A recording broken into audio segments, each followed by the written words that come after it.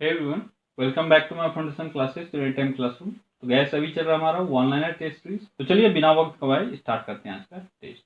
पहला क्वेश्चन है, दुग्ध उत्पादन में भारत का कौन सा स्थान है।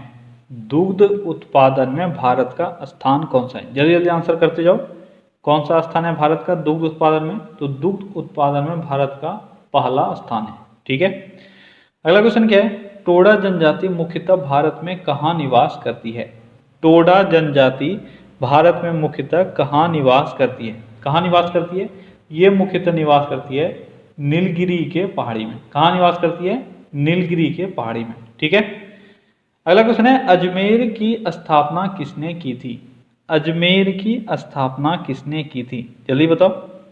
अजमेर की स्थापना किसके द्वारा किया गया था? तो अजमेर की स्थापना अजय पाल के द्वारा किया गया था। अजय पाल के द्वारा, किसके द्वारा? अजय पाल के द्वारा अजमेर की स्थापना की गई थी।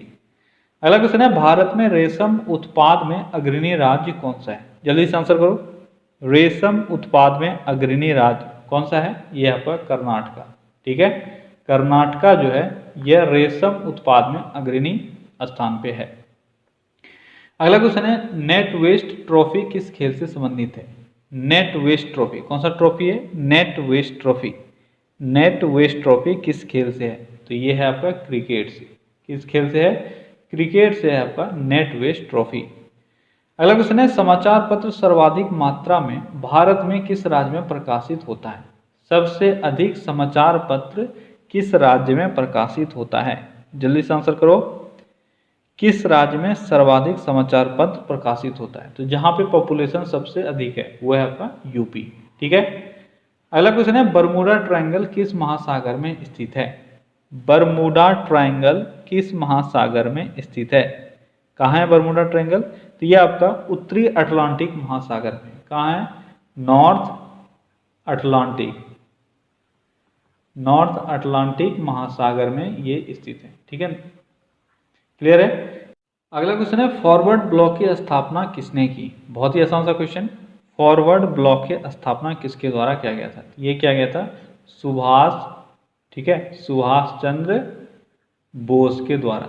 ठीक है, सुभाष चंद्र बोस ने फॉरवर्ड ब्लॉक की स्थापना की थी। और अगर ये पूछा जाता कब की गई थी तो 1939 में। ठीक है, अगला क्वेश्चन है, सीमो चार्ट का प्रयोग किस चीज में होता है।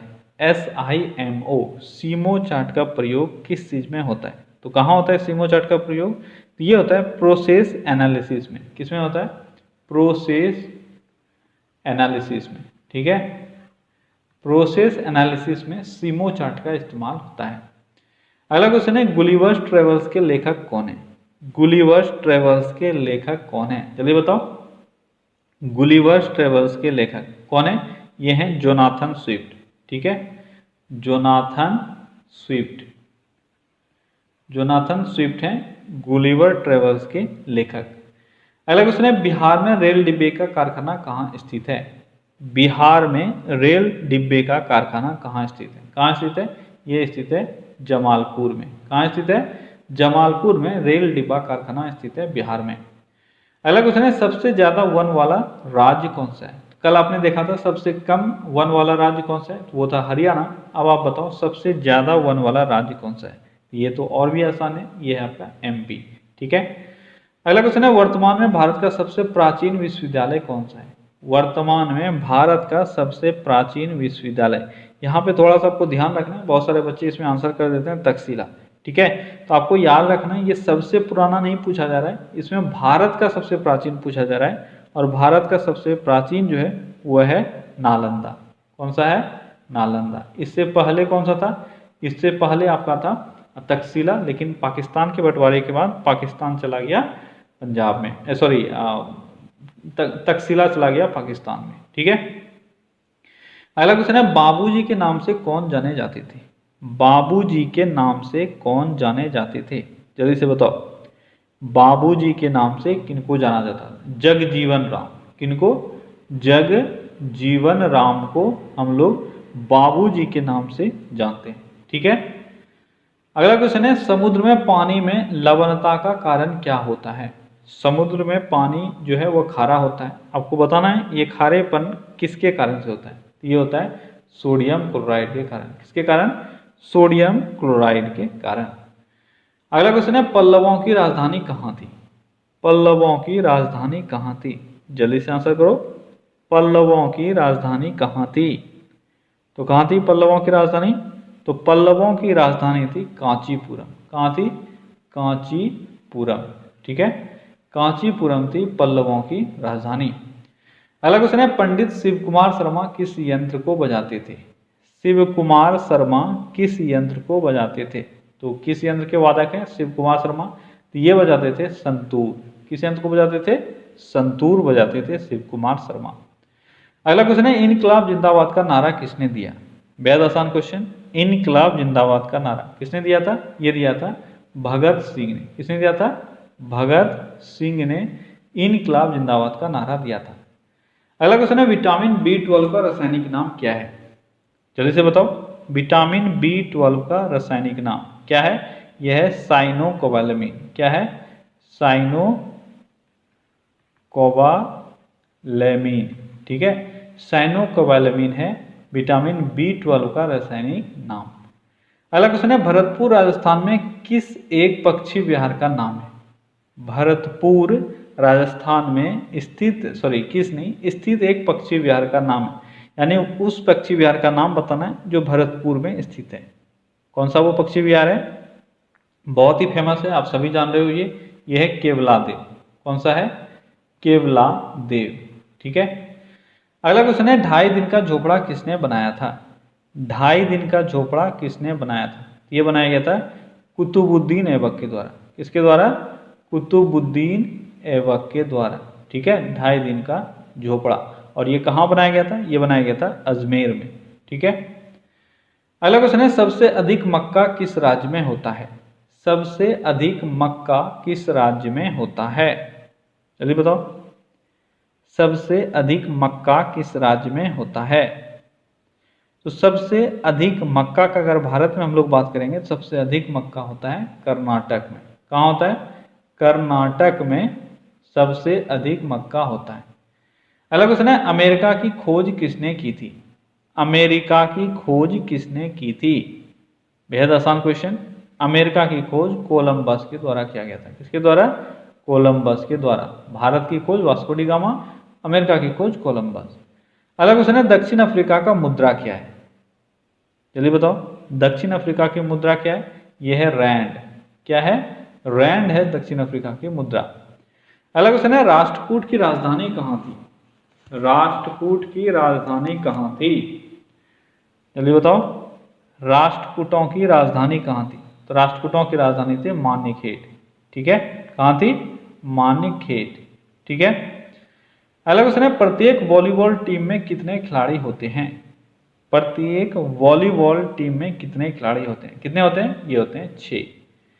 अगला क्वेश्चन है भगवान बुद्ध किस कुल के थे?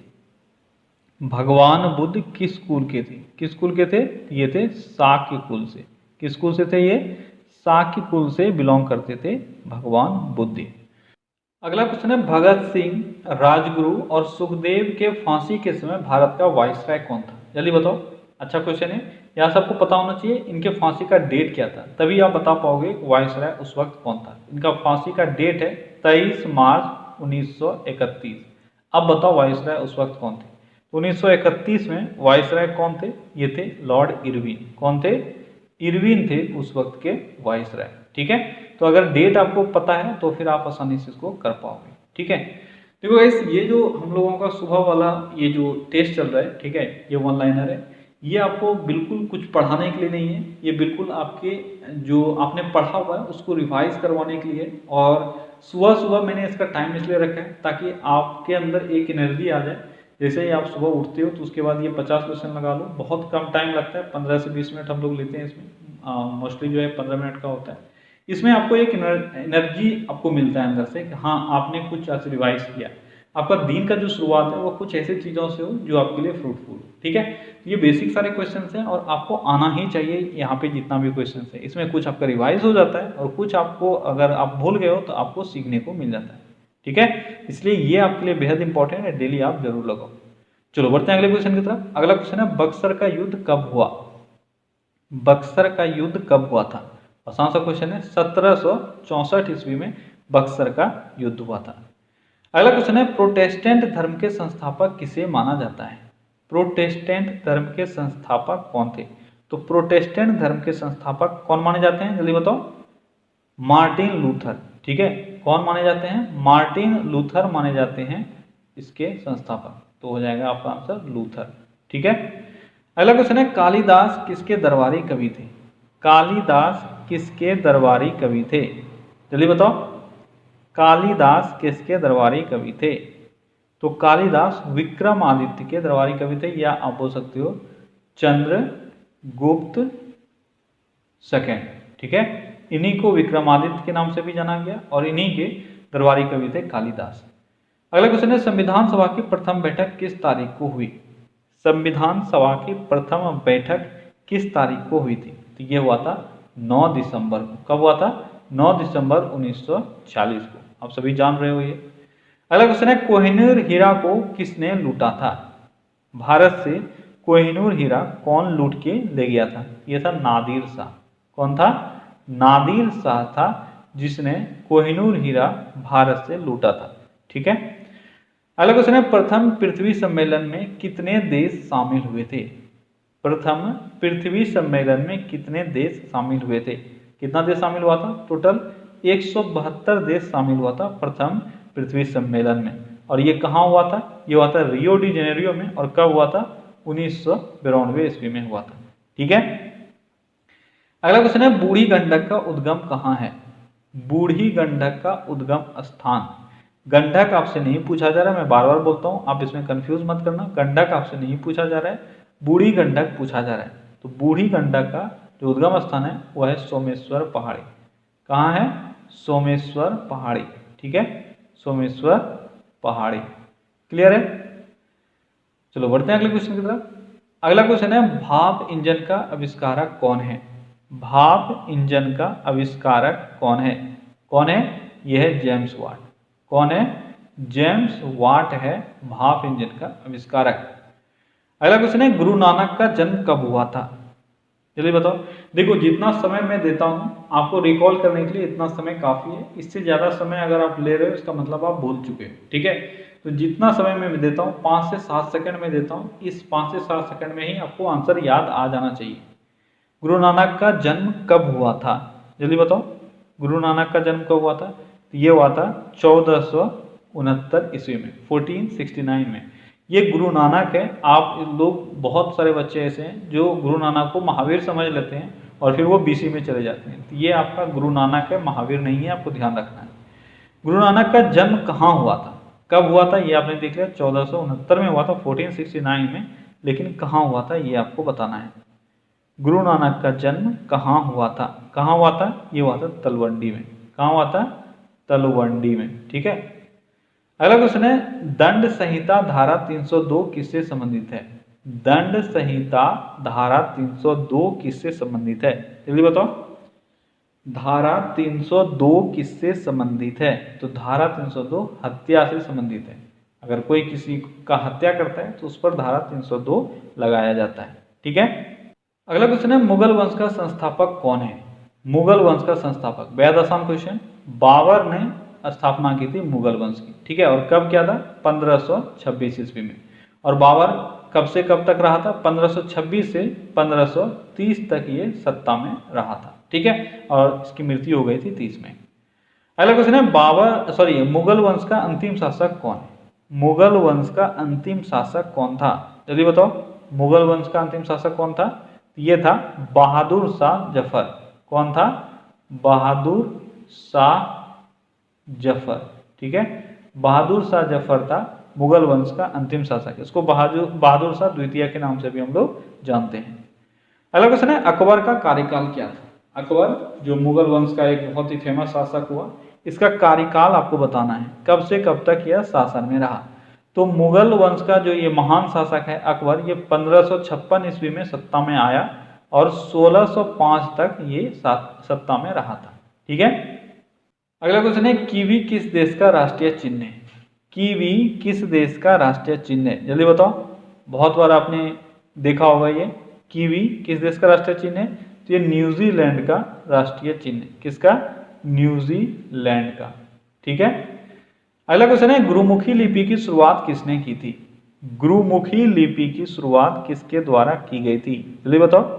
गुरुमुखी लिपि की शुरुआत, तो ये क्या गया था? गुरु अंगद के द्वारा। किसके द्वारा? गुरु अंगद के द्वारा गुरुमुखी लिपि की शुरुआत की गई थी। अगला क्वेश्चन है, आदि ग्रंथ का संकलन किसने किया? आदि ग्रंथ का संकलन किसने किया था? तो आदि ग्रंथ का संकलन किया गया था गुरु अर्जुन देव के द्वारा। किसके द्वारा? अर्जुन देव के द्वारा किया गया था। किसका? आदि ग्रंथ का संकलन। ठीक है। अगला क्वेश्चन क्या है? अगला क्वेश्चन है, स्वर्ण मंदिर का निर्माण किसने करवाया था? स्वर्ण मंदिर का निर्माण किसने करवाया था? तो इसमें भी आपका आंसर हो जाएगा अर्जुन देव। ठीक है। गुरु अर्जुन देव ने ही स्वर्ण मंदिर का निर्माण करवाया था। ठीक है। अगर आपसे पूछा जाता है यहाँ पे स्वर्ण मंदिर की जगह पे आपसे पूछा जाता अमृतसर नगर किसने बसाया, तो अमृतसर नगर जो है वह बसाया गया था रामदास के द्वारा, और स्वर्ण मंदिर का निर्माण करवाया गया था अर्जुन देव के द्वारा। इसमें आप कंफ्यूज नहीं करना। अगला क्वेश्चन है, अकाल तख्त की स्थापना किसने की थी? अकाल तख्त की स्थापना किसने की थी? ये किसके द्वारा किया गया था? गुरु हरगोविंद के द्वारा। किसके द्वारा? हरगोविंद के द्वारा अकाल तख्त की स्थापना की गई थी। ठीक है। गुरु हरगोविंद के द्वारा। अगला क्वेश्चन है, खालसा पंथ की स्थापना किसने की थी? खालसा पंथ की स्थापना किसने की थी? ये क्या गया था? गुरु गोविंद सिंह के द्वारा। किसके द्वारा? गुरु गोविंद सिंह के द्वारा किया गया था खालसा पंथ की स्थापना। अगला क्वेश्चन है, नेशनल डिफेंस एकेडमी कहाँ स्थित है? नेशनल डिफेंस एकेडमी कहाँ स्थित है? कहाँ स्थित है? ये स्थित है खड़गवासला में। कहाँ स्थित है? खड़गवासला में स्थित है नेशनल डिफेंस एकेडमी। अगला क्वेश्चन है, नेशनल डिफेंस कॉलेज कहाँ स्थित है? जल्दी बताओ। नेशनल डिफेंस कॉलेज कहाँ स्थित है? जल्दी बताओ, कहाँ स्थित है? नेशनल कॉलेज डिफेंस कहाँ स्थित है? देखो, इसमें दोनों में आपको कंफ्यूज नहीं करना है। अभी मैंने जो ऊपर पूछा था वो था नेशनल डिफेंस एकेडमी, और अभी मैं पूछ रहा हूँ नेशनल डिफेंस कॉलेज। तो ये स्थित है न्यू दिल्ली में। कहाँ स्थित है? न्यू दिल्ली में स्थित है नेशनल डिफेंस कॉलेज। तो दोनों अगर एग्जाम में आता है, दोनों में से कोई एक, तो आपको बारीकी से आंसर करना होगा, क्योंकि यहाँ पे गलत होने का चांस ज़्यादा रहता है। नेशनल डिफेंस कॉलेज कहाँ है? न्यू दिल्ली में। नेशनल डिफेंस एकेडमी कहाँ है? यह है खड़गवासला में। ठीक है। तो ओके गाइस, तो ये था आज का 50 क्वेश्चंस, जो बहुत ही आसानी से आपने सारा आंसर दिया। ठीक है। अपना स्कोर आप जरूर अपडेट करो, ताकि मुझे पता चल सके कि इतने इजी क्वेश्चंस में भी आप कहाँ तक पहुँच पाते हैं। देखो, ये सारे ऐसे क्वेश्चंस हैं ना, मैं बार बार बोलता हूँ, आपको रटा हुआ होना चाहिए। इसमें भूलने का कोई गुंजाइश नहीं है। अगर भूल भी जाते हो कोई बात नहीं है, यहाँ पे आपको आके सारा याद कर लेना है। ठीक है। इसीलिए मैंने ये सीरीज चलाया, ताकि कम से कम टाइम में आपका ज़्यादा से ज़्यादा अच्छे क्वेश्चन जो हैं वो रिवाइज हो जाए। ठीक है। चलिए, कल फिर से मिलते हैं अगले सेशन में। Till then take care, bye bye.